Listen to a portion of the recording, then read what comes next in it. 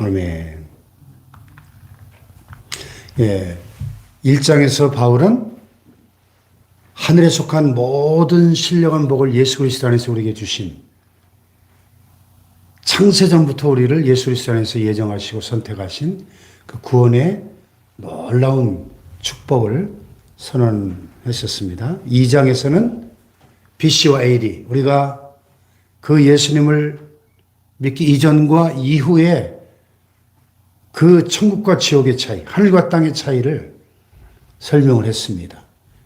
예수님을 알기 전에 우리는 허물과 죄로 죽었던 자들이고, 이 세상 풍속을 따르고 공중의 권세 잡은 자를 따라 곧 지금 불순종의 아들 가운데 역사하는 악한 영 사탄 마귀를 따라 살던 죄와 사탄의 종로로 타던 자들이었는데, 그래서 우리 육체와 마음이 원하는 것을 하여 본질상 진노의 자식들이었는데, 긍휼에 풍성하신 하나님 우리를 사랑하신 그 큰 사랑을 인해서 허물로 죽은 우리를 그리스도와 함께 살리시고 그리스도와 함께 하늘에 앉히시는 어마어마한 지옥에서 천국으로, 흑암의 권세에서 하나님의 사랑의 아들의 나라로 옮기신 그 구원의 놀라운 축복을 2장에서 더 구체적으로 자세하게 설명을 했습니다.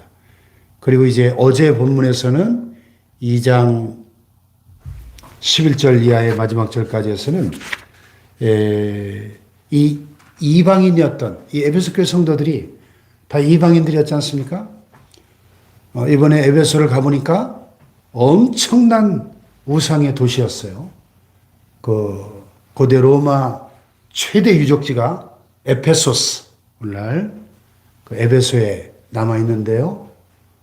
그 로마 황제를 숭배하던 황제 신전들이 있고, 또 당시 고대 세계 7대 불가사의 하나였던, 지금은 기둥만 하나 남아있는 아데미 여신, 아르테미스 여신의 신전이, 거대한 아르테미스 여신의 신전이, 그 신전 하나 때문에 그 에베소 도시 전체가 먹고 살던 엄청난 우상의 센터였습니다. 그 에베소에 살던, 그 우상의 소굴에 살던 에베소 교회 성도들이 예수 그리스도의 복음을 통해서 사도 바울이 거기서 3년 동안 복음을 전하면서 그 우상과 미신들을 버리게 하고 예수님을 믿고 교회가 세워지면서, 바울이 그 두란노 서원이라는 곳에서 2년 동안 날마다 제자들을 세워놓고 날마다 말씀을 강론함으로 초대 담임 목사인 사도 바울을 통해 세워진 그 에베소 교회, 그 에베소 교회 영적 자산은 엄청난 것이죠. 예. 그래서 어제 본문에 보시면 2장 10절, 11절 이하에 보면 그러므로 생각하라. 그때는 언제요? 예수님을 알기 전에 육체로는 이방인이고 손으로 육체 행한 할례를 받은 무리라 칭하는 자들, 즉 유대인들로부터 할례를 받지 않은 무리라 칭함을 받는 자들. 할례를 받지 않는 무리, 이 이방인 유대인들의 관점에서 볼 때 할례 받지 않은 무리들, 이건 지옥의 땔감들이에요. 지옥의 땔감들. 지금도 유대 랍비들은 그렇게 가르칩니다. 왜 하나님이 이방인을 지으셨는가? 지옥불의 땔감으로 쓰려고 만드셨어. 이렇게 생각합니다. 유대인들은. 지금도. 그때 너희는 그리스도 밖에 있었고 이스라엘 나라 밖의 사람이라 약속의 언약들에 대한 외인이요 세상에서 소망이 없고 하나님도 없는 자다. 이게 에베소 교회 성도들의 본래의 상태였어요. 얼마나 절망적입니까? 그리스도 밖에 있었대요. 이스라엘 나라 밖의 사람들. 약속의 언약들에 대해서 외인이고 세상에서 소망이 없고 하나님도 없는 자들. 완전한 절망이죠. 그런데 이제는 전에 멀리 있던 너희가 그리스도 예수 안에서 그리스도의 피로 가까워졌다. 그랬어요. 할렐루야. 네. 그래서 이제 그는 예수님 우리의 화평이 되셔서 둘로 하나를 만드사 원수된 것, 그 중간에 막힌 담을 자기 육체로 허시고 이 둘로 자기 안에서 한 새 사람을 지어 화평하게 하셨다. 한 새 사람. One new man.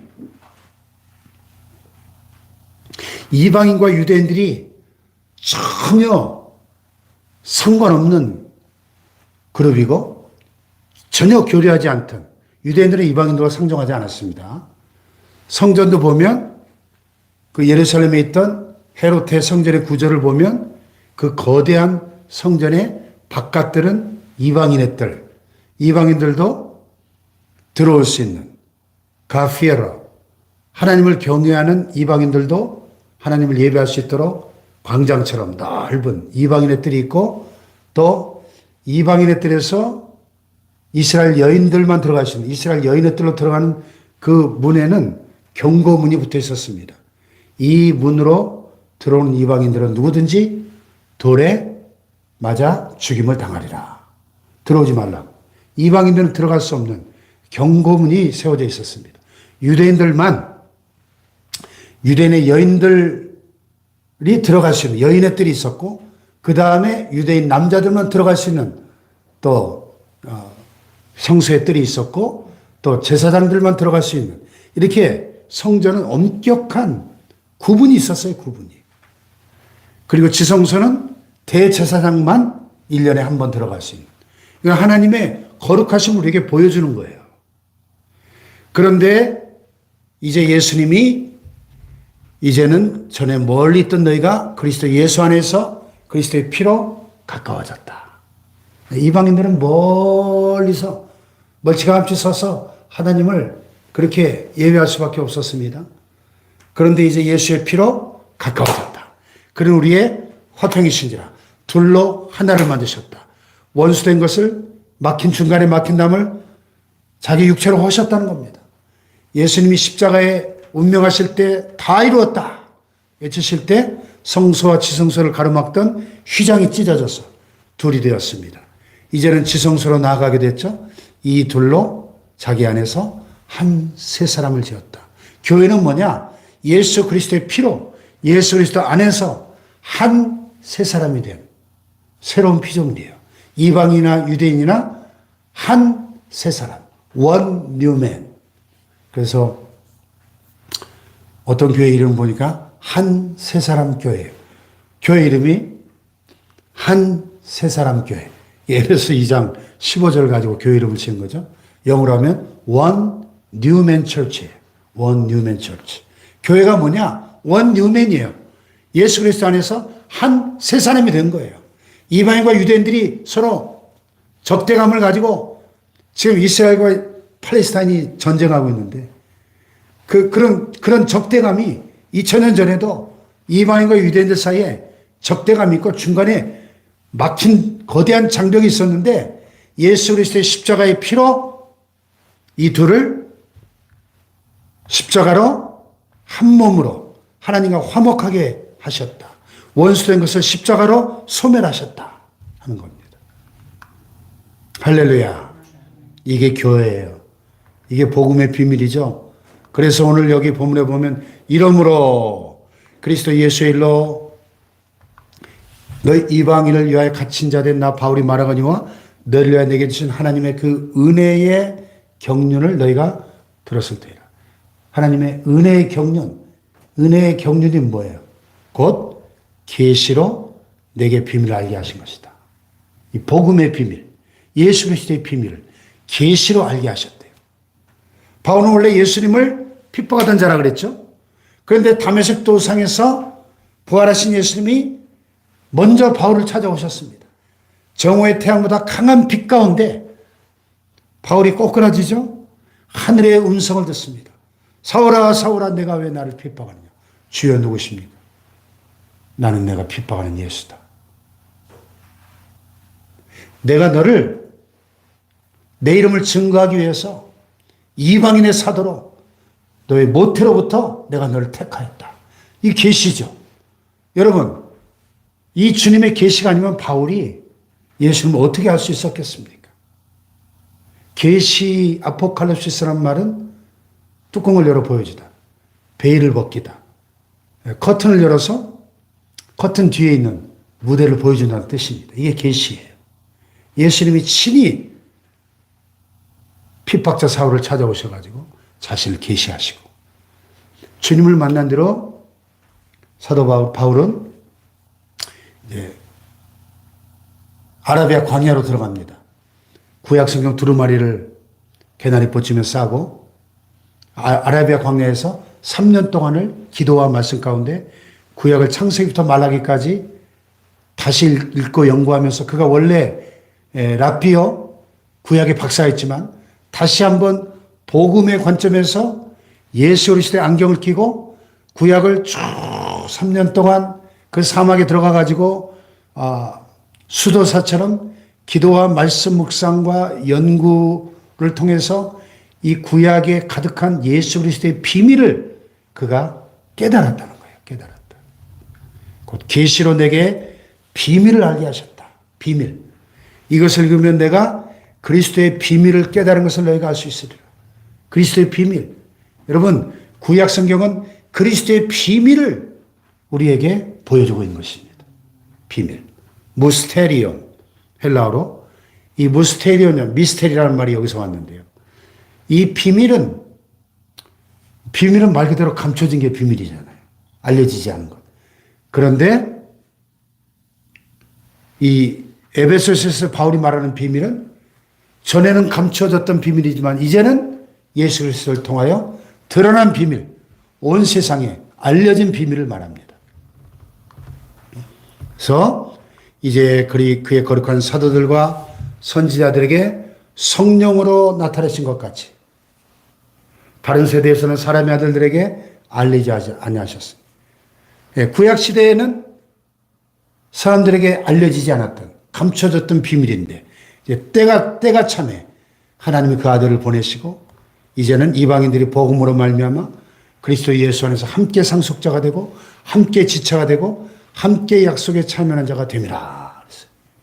이게 복음의 비밀이죠.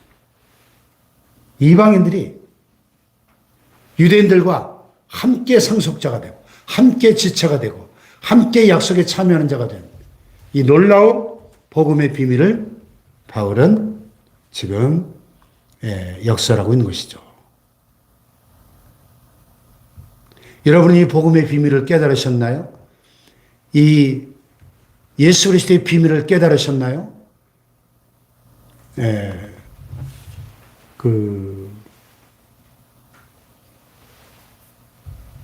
나라고 하는 유명한 복음성가를 작시한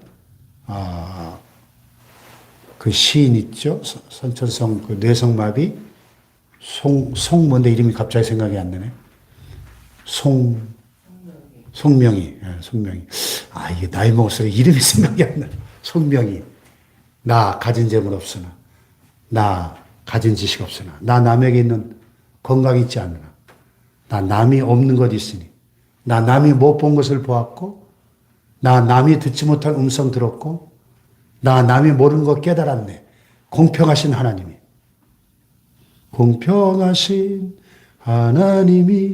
나 남이 가진 건 나 없지만 공평하신 하나님이 나 남이 없는 것 갖게 하셨네. 예수 그 이름의 비밀을 예수 그 이름의 비밀이라는 또 다른 시를 또 작시했죠. 예수 그 이름의 비밀이 그에게 비밀이 되었어요. 비밀. 세상 사람이 알지 못하는 그 비밀. 지금도 이 지구상에 많은 다수의 사람들에게 예수님은 감춰진 비밀이에요. 그래서 우리는 이 복음의 비밀을 우리에게 알게 하신 이 그리스도의 비밀을 우리가 힘써서 세상 사람들에게 알려야 할 줄로 믿습니다. 할렐루야. 그게 전도죠. 그것이 선교죠. 이번에 터키를 가보니까 그 큰 땅이 터키 인구가 한 7, 8천만 명 된다는데 95%가 무슬림이더라고요. 한때는 동로마 제국 시절에 기독교 국가였던 그 땅이 무슬림 국가가 돼가지고 참 안타깝죠. 교회를 볼 수가 없어요.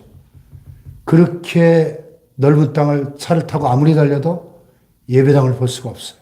온통 이슬람 사원들 뿐이에요. 너무나 안타깝죠.